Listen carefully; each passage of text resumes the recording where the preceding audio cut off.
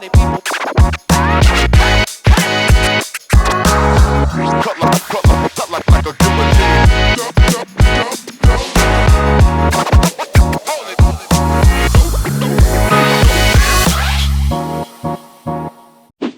Hello everyone, my name is Sonali and today I'm going to be telling you how to start your own social media agency in 2024 as a beginner, and these are kind of the steps and processes that I would take if I was to start my own agency over again. Just to give a little bit of backstory, I have been running my own agency for 2 years now, and I work with businesses, creators, and also I represent people that are in the entertainment industry. Absolutely love what I do, so I thought that I would just share with you guys a few tips and a few kind of processes that I've been through that could help you get your foot in the door and start your own agency in 2024.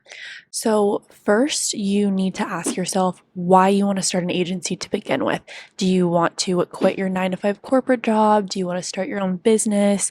I think that social media agencies and agencies in itself are great business models for entrepreneurs who want to get started in the business space, because you generate revenue quickly, but also you don't really need much to start an agency, and you can also grow and scale it really quickly. But I think figuring out why you want to start your agency to begin with is step one. I started my agency because I'm truly passionate about helping women in business, helping women in the entertainment and media world, and just helping them share their stories creatively and also online, and also helping businesses grow and helping females scale their businesses. And yeah, so without further ado, let's start getting into some of the processes that I would do and some of the things that I would do to start my own agency from scratch in 2024. Start with some of the basics. So what is an SMMA? So an SMMA is a social media marketing agency. A social media marketing agency is essentially a marketing agency that helps business or even essentially creators grow on social media to help them build and grow their revenue. This can come in many different kinds of services, but one thing that I want to kind of touch on is I don't think that this is a dead market at all. I know that a lot of people say otherwise, and a lot of people say, oh, this is such a saturated and everybody's doing SMMA. That may be the case, but I also think that there is such a big potential and such a big opportunity with the amount of people that are going to be needing social media in the future. There's going to be a huge need for that. So I don't think that SMMA will be dead for a very long time. Step two. You're going to want to come up with your own company name. Don't make this too complicated. I know that I probably spent like days trying to come up with, okay, what's a good name that I could incorporate that people can remember. That's not something that you need to really be fixated on and focus on right now. I think that you need to focus. You can always change your name in the future. Just pick something that is maybe similar to your competitors or something that stands out, and you'll be good to go. After you come up with a good company name, then you're going to set up your company email. I don't want to see any Gmails in here. Make sure that it's a professional.com email. For example, my company email for me is sonali@lamediaagency.com. So make sure that it looks professional and that it doesn't look like it's a scam email. And then after you set up your email, you're going to want to set up your website. Don't overthink this part. There are tons and tons and tons of templates out there on Webflow, Squarespace, literally so many different ones that you can use for free, and you can customize them yourself.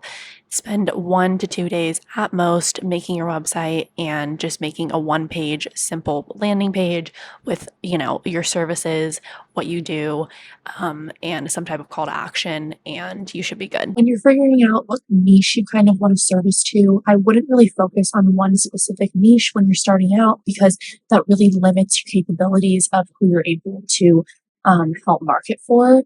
I would figure that out maybe a little bit further down the line once you've maybe marketed for a few businesses, kind of figured out what businesses you like to market for, whether that be dentist office, skincare clinics, or plastic surgery office. It can literally be anything. But I wouldn't focus on one niche when you first start out. Once you have worked with a couple businesses and you have picked a niche, then you can do a little bit more research on that niche and really focus on honing in on a process for that specific niche and being able to scale it. The next thing that you're going to want to do is you're going to want to get experience, whether that be offering creators, brands, or even influencers, free content sessions, free strategy calls, anything that you can do to help them out and provide value for them, anything that you can create a result for and showcase on your website, that is going to be your next step. I really recommend providing free content sessions for brands, influencers, or creators, whoever, because it's free. You can do it with your iPhone. You don't need a professional camera. And yeah, another thing that you can do for a business or a brand is you can provide a giveaway on their social media. What this will do is this will create an incentive for their consumers to engage more with their brand and their product and get their brand in front of more viewers. The next thing that you're going to want to do is you're going to create a streamlined process and you're going to want to automate your business. What this means is you're going to want to get all your templates in line, contracts, anything that you need that is going to be useful from taking a lead to a client. Your process should be something along the lines of discover and reach out first, present your pitch, and then land your client. Having a process like this in line and in place kind of ensures that when a business or if a creator ever were to come your way for marketing services, you know what kind of questions to ask them, you know the process in which you're going to help them, you kind of know just how to handle them as a client. One software that I really recommend for all of this is HoneyBook. It is a CRM software, so you can have all your proposals, templates, contracts, anything that you need for your business and keep it all in one organized place. And one thing that I really like about HoneyBook is that you can send your clients your proposals, your contracts, anything that you need for them to sign directly to them in the software, and then they can send it directly back. So it keeps everything safe, everything secure, and everything in one place, which is really important for being an agency owner. The next thing that you're going to want to do is make sure that you are cold emailing, cold DMing, cold calling, cold messaging anybody that you possibly can. Create a Google spreadsheet, research anybody that you want to reach out to, and reach out to them. Remember, a business is nothing without cash flow, so make sure that you are doing as much sales as you can and really focusing on nailing a good sales strategy. Making sure that you focus on a good sales strategy will make or break your business. Make sure that you're really clear on the services that you're offering. For example, my company really focuses on social media management, branding, and content creation.